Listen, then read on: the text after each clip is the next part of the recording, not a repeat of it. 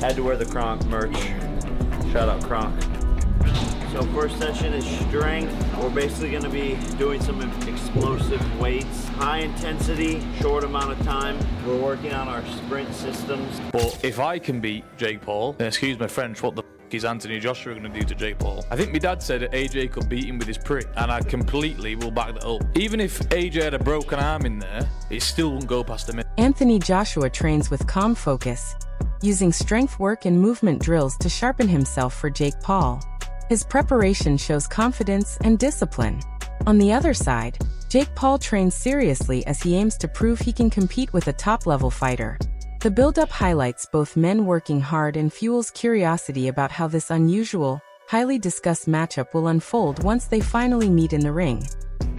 One thing I knew, he was a hard worker. Second thing I knew, genetically he's very gifted, but I knew after the evaluation we had some work to do. Now I've seen his body already evolve into something totally different. I've seen his conditioning evolve into something different. And more importantly, his understanding of his body and why he's doing things the way he's doing them. That's the most important evolution that I've seen. Anthony Joshua trains with full confidence in camp, knowing he holds a clear advantage over Jake Paul. Even with that belief, he pushes hard every day, determined to prove a point.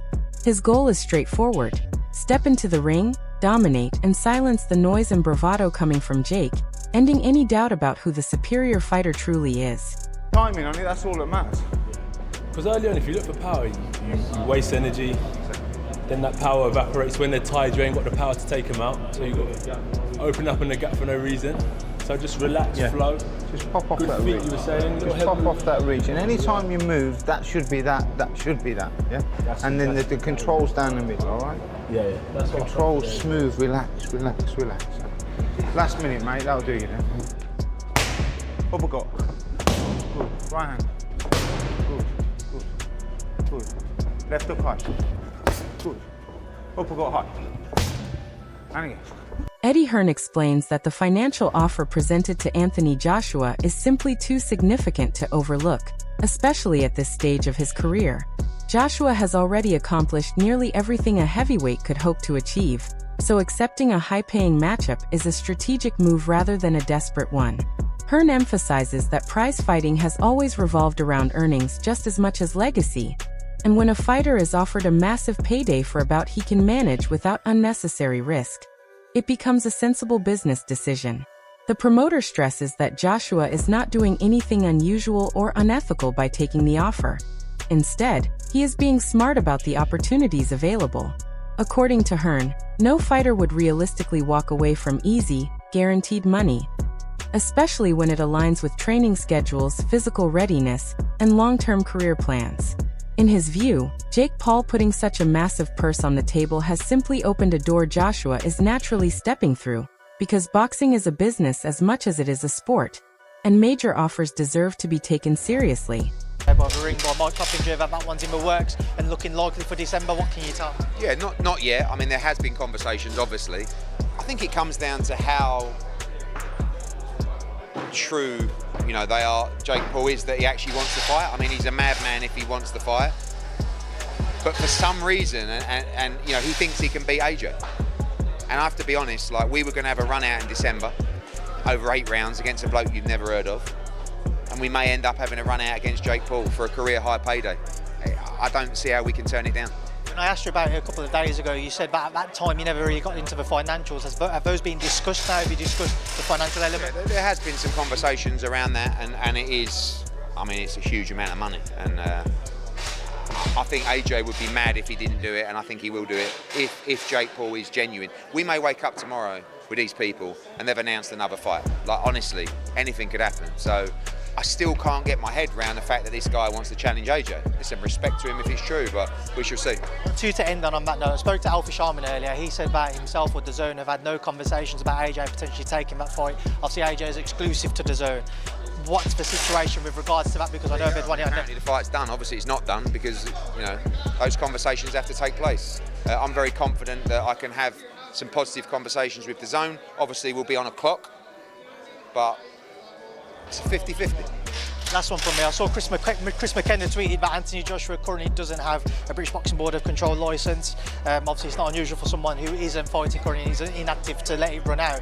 But he would have to apply for one to face Jake Paul again, and then they'd have to approve a fight. Do you think? Experts point out that Anthony Joshua's resume already includes battles with some of the most powerful heavyweights of this era. Even after a 14-month break from competition, they insist the experience gap between him and Jake Paul is enormous. They note that Joshua has spent years facing champions, heavy punchers, and elite athletes who pushed him in ways social media-driven fighters have never experienced.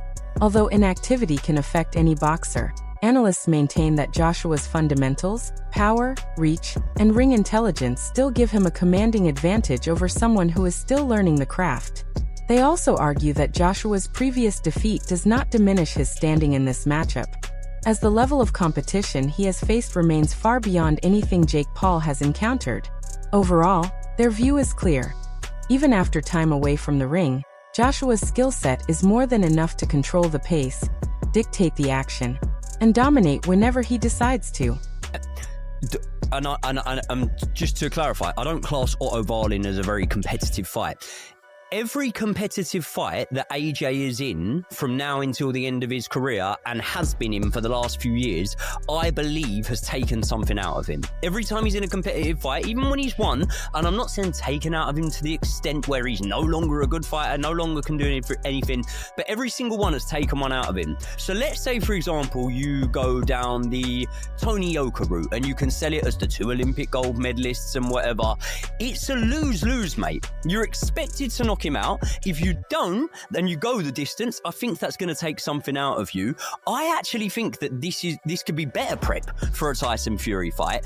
Not just mentally as well, because he smokes him and it looks great, and then he's confident. This is what I'm saying, right? Not just from a stylistic boxing standpoint, but from the mental standpoint of the fact that if you go in there and you smoke Jake Paul, straight away, all of a sudden, it's headline news, it's massive, and as well as that, you're coming in off the back of something that's impressive, right?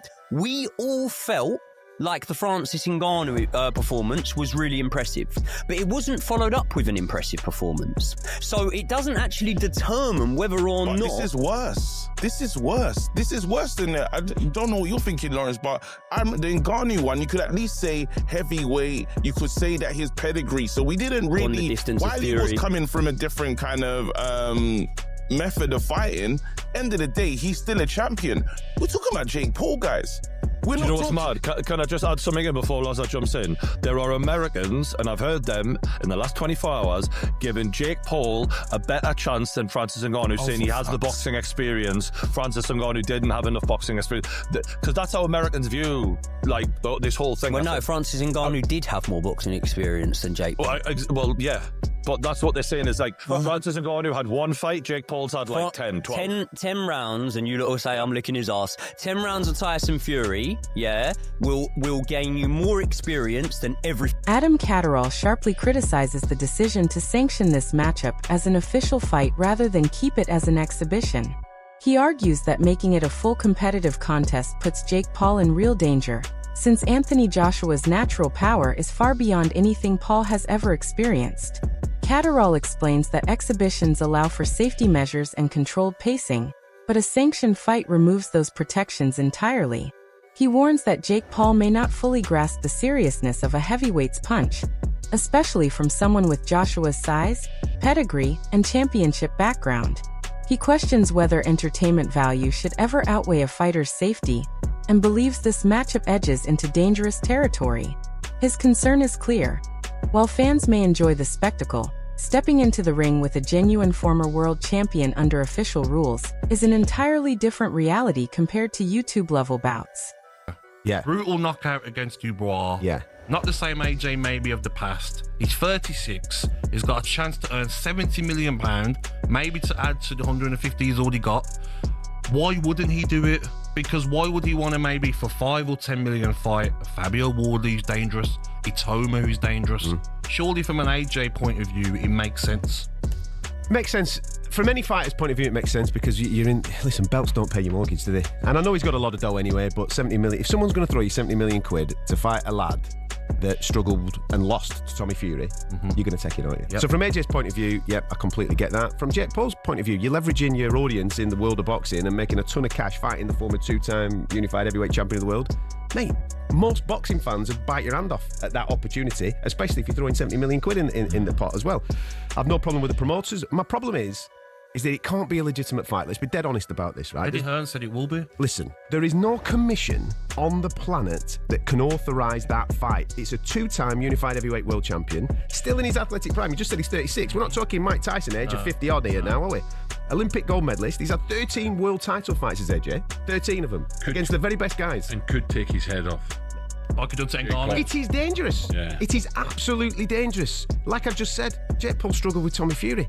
The levels between these two guys are ridiculous. The commissions cannot sanction that as a legitimate fight. There has to be a rule change. It has to be an exhibition.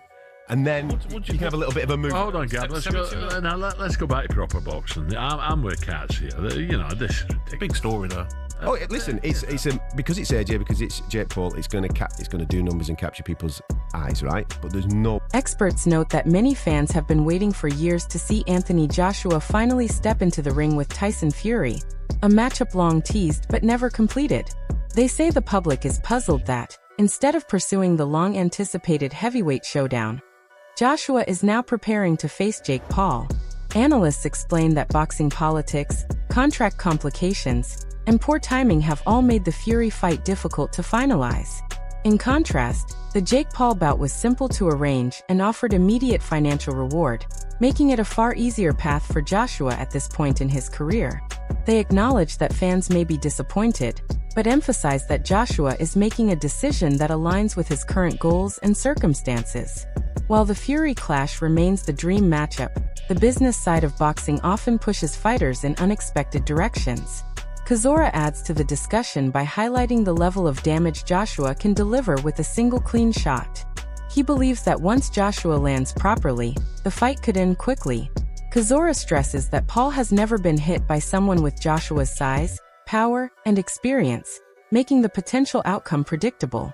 His comments blend concern with realism, reminding everyone that boxing carries serious risks, especially when the gulf in size and experience is this wide.